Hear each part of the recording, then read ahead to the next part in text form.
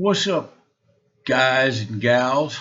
I guess I gotta say that now because uh, I post these videos on Rumble. So, well, wouldn't really be wouldn't really be correct if I use the if I use the YouTube thing. So anyway, what's up, guys and gals? I don't say boys and girls because my videos aren't really intended for children. They always ask that question: Is this for children? And when I first started making YouTube, uh, I answered yes because I don't really use any foul language. I don't really. I mean, they probably hear way more foul language on the playground than I would ever use. But I put yes, and then I come to find out when you put yes, then they only show it on children's channel. So, anyways, I always check no. It's not for children. But if your children want to watch it, it's like I said. I don't. Uh, I have a 9-year-old daughter, so I wouldn't want I kind of speak like I wouldn't want her to listen to something. But anyways, getting near for me time to head out back uh, to the USA. Like I said, not really looking forward to that trip. Don't really have any uh, don't really have any desire to go back to the United States anymore. Don't even have a pair of shoes there. I got to bring everything with me.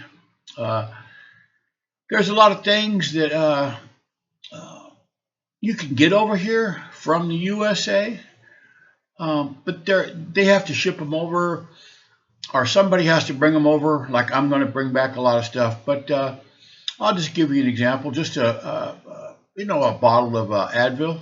Just something you just go into Walmart and buy. Uh, I think they're like, I don't know, $15, $18. I haven't bought any 4 years. Might be more expensive, but you buy a bottle of Advil over here with I think like 300 tablets in it or something, and it's like 30 something dollars. So usually what I do is I go over there really light. I don't bring over a lot of clothes. I just kind of few jeans, few shirts, maybe a couple pair of shorts, and just the regular socks. I know we're staying thing, but when I come back, I bring all kind of supplies and just things that I need. So, anyways, and it's just an absolutely brutal flight. So, and then when I'm in the different airports, I'll give you guys an example uh, of what the airport looks like in Taipei, Taiwan. I've flown a lot in my life, and that is a very nice airport. It's like somebody took a mall and an airport and kind of put it together. They got everything there, man. I'll show you guys a video. You're not going to believe what the airports in Taiwan look like compared to San Francisco or LA, or I've flown to Atlanta and Chicago, all the different airports and stuff. And you're just going to see the difference. I'll let you guys be the judge, man. I'll walk around. I got a few hours in the Taipei, Taiwan airport, so I'll walk around and show you guys around a little bit. Uh, anyways, I make these long. Some people look my shorts. Sometimes they look, sometimes they don't. I don't know. Maybe they're just busy. Um, Trying to talk people into maybe like relocating. Like I said, relocating out of the United States. I know I talk about that in every video, and I watch these videos every day. Um, Nothing's ever going to change. It's just not going to. Um, if somebody thinks, if you're watching this video and you actually do honestly think that the United States is going to turn around and all of a sudden just get to be that wonderful place that everybody used to talk about, well, leave a comment in the comment section or shoot me an email and tell me where I'm wrong. But I don't see it happening. I just don't see it happening, man. With the amount of debt they got, the amount of problem. I was telling my wife, man, they got, what is it, like 100,000 people a year die from the fentanyl thing, and walking around the city streets like zombies, and I I just don't know what they're going to do. When they just they just kind of like turned a blind eye to it. Uh, I watched a video yesterday because it's from my home state, or what used to be my home state, California, about how they're running in such a deficit, and they have spent billions and billions and billions of dollars, man, on this homeless thing, and it's only gotten worse. Okay, and it's just gotten worse. Um, I don't see how any of these politicians are really going to do anything to help you. I don't see it happening. I don't see the job market coming back. It's just going to get the more they have the AI and the robots and all that kind of stuff. I just don't see it. I just don't see it improving any. Um, maybe they have something up their sleeve that I don't know about. I mean, that's always possible. But I don't see the job market really improving any. I mean, yeah, you could work at a Motel 6 behind the front desk or as a cashier, maybe at a Walmart until they get rid of cashiers. But uh, I just don't really see it, And um, people are getting all their bank accounts shut down and scammed. What's kind of funny is I've had the same phone number. Oh man, at least 22, maybe 24 years now, and I keep it. I just keep paying my T-Mobile bill. I just have the talk and text, and I call every couple 3 days, uh, and just to listen to see if I have any messages because people still have that phone number, and sometimes when I do something online, they want to send you to make sure it's you. They send you a voicemail, with your one-time security code. Obviously, I can't get the text message over here. But anyways, I called today. I signed up for Rumble, and they needed. I tried to use my phone number from Cambodia, but they never called. So I finally used my phone number from the USA. I had to call and listen for my messages, and I got the security code and entered it. But I had two messages, so I listened to the other one, and it was some lady from some company, some tax settlement company, and she was just letting me know that uh,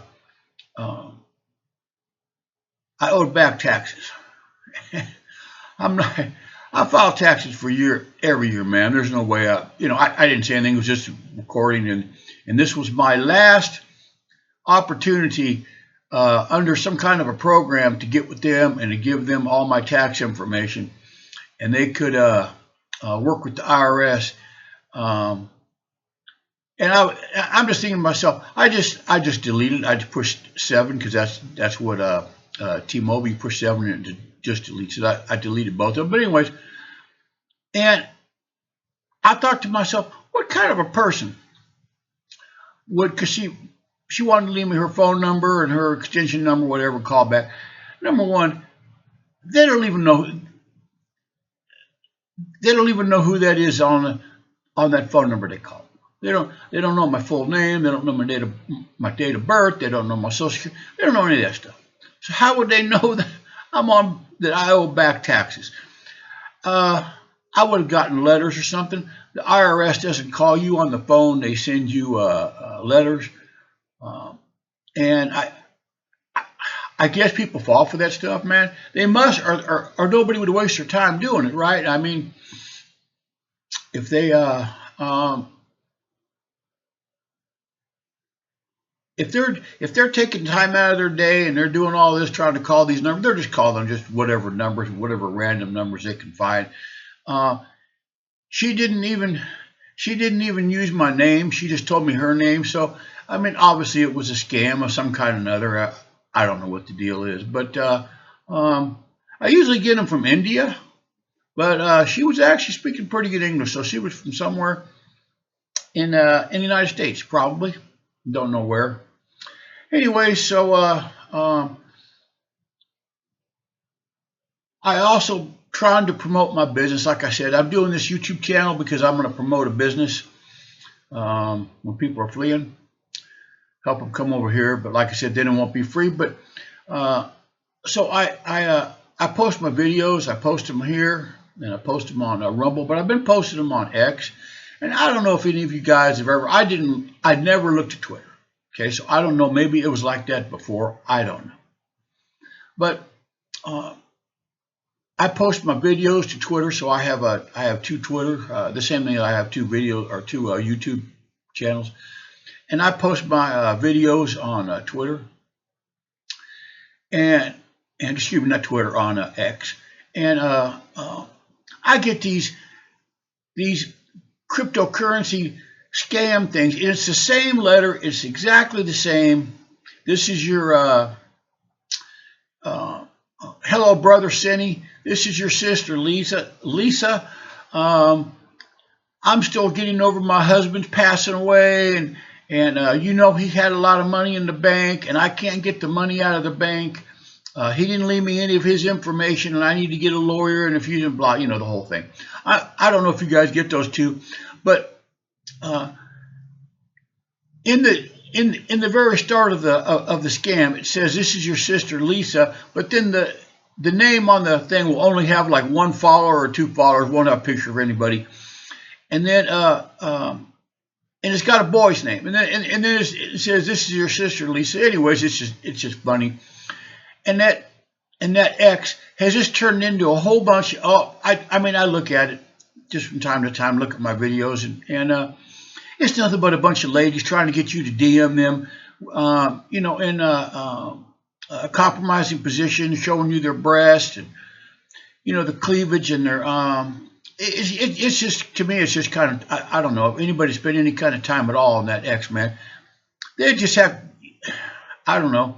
I just soon get out there and hit myself in the foot with a hammer, have to sit there and look at all that rubber stuff. But to get back to this video,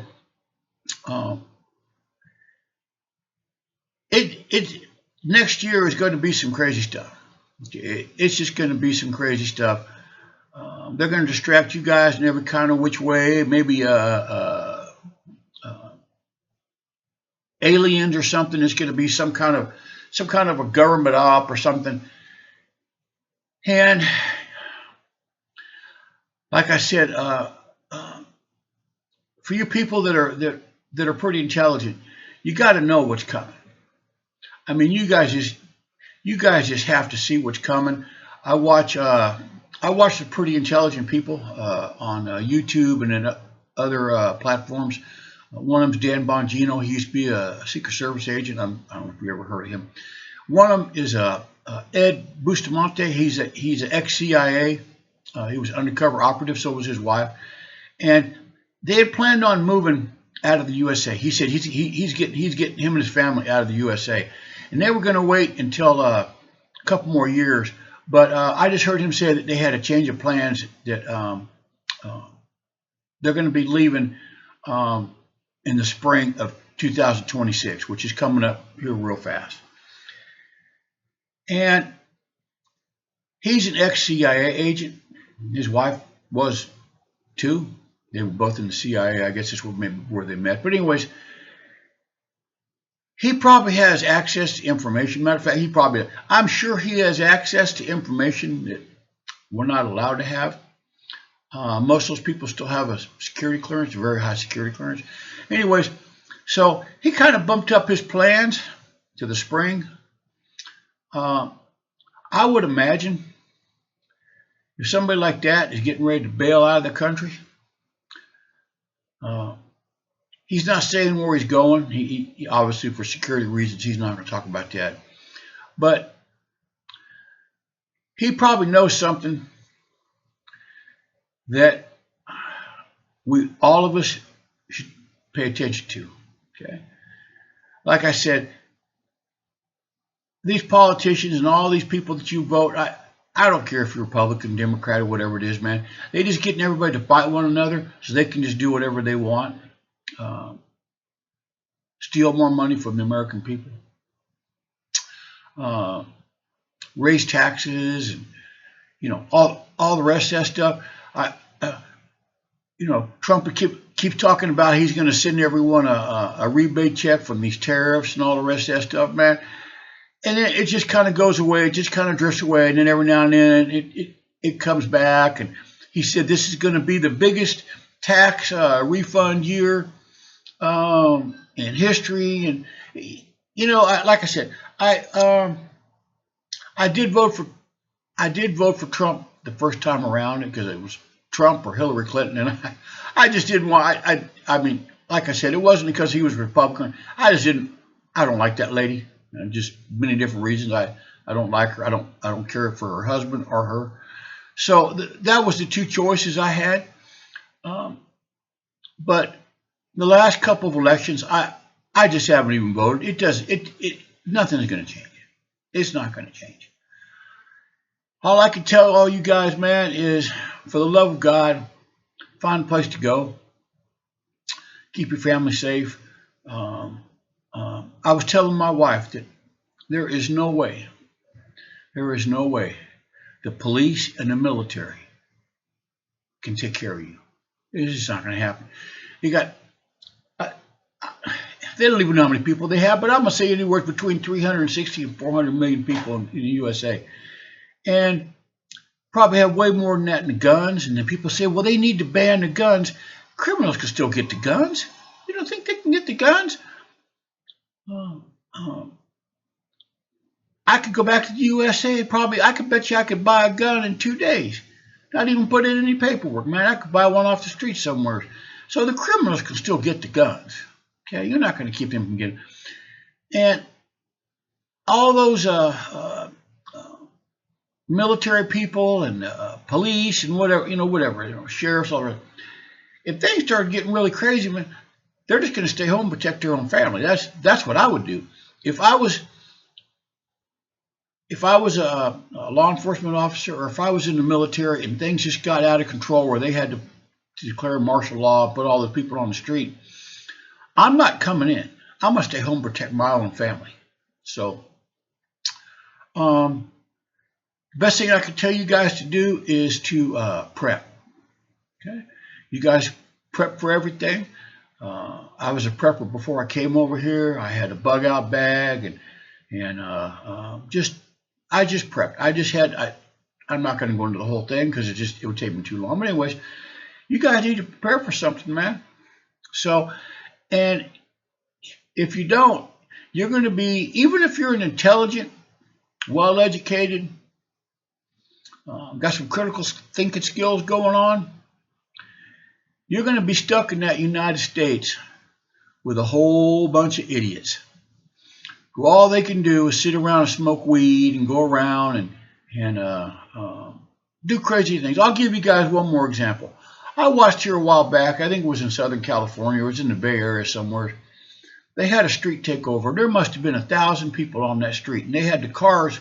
They took the cars and they blocked it off to where you couldn't even go in that intersection. Okay, they had cars parked across the street. They basically they just took that intersection over, and there must have been 1,000 people there. I don't know. There was a lot of people, a lot of cars, and they must have had maybe 10, 11 police cars, and the police were just standing in front of their cars watching them do it. What could they do? What could 10 or 11 police officers do against 1,000 people? Not a whole lot. So you might want to just keep that in mind. Anyways, I'll talk to you ladies and gentlemen later. Been kind of busy here lately. Taking care of some stuff that last minute things I need to take care of before I head off to the lovely United States, man. I don't know. So anyways, you guys have a nice day, and I will talk to you later. Bye.